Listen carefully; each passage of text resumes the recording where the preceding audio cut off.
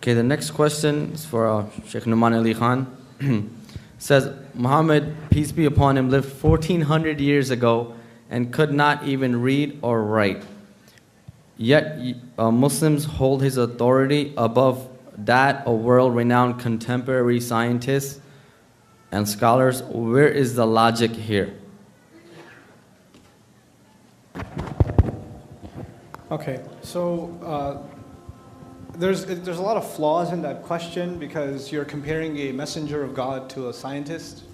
A scientist isn't asking people to be followed or to take his claims as the words of God, or nor is he asking you to reform your life in an ethical or spiritual way, etc. So what a scientist is simply doing is researching the universe. And the assumption that following the Prophet somehow contradicts following modern scientific research is absurd. I mean, they're not mutually exclusive. I think this problem occurs in many other faith traditions where science was seen as a threat.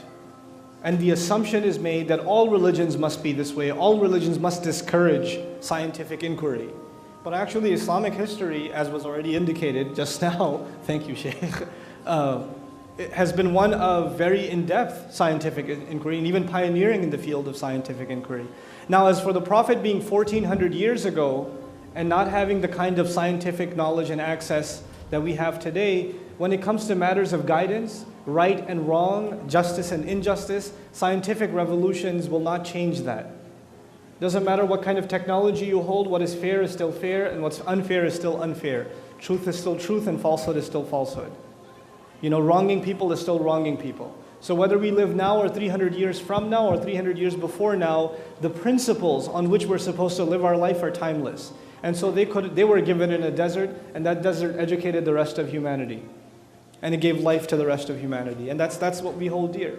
We hold that revelation and that message dear, and that legacy.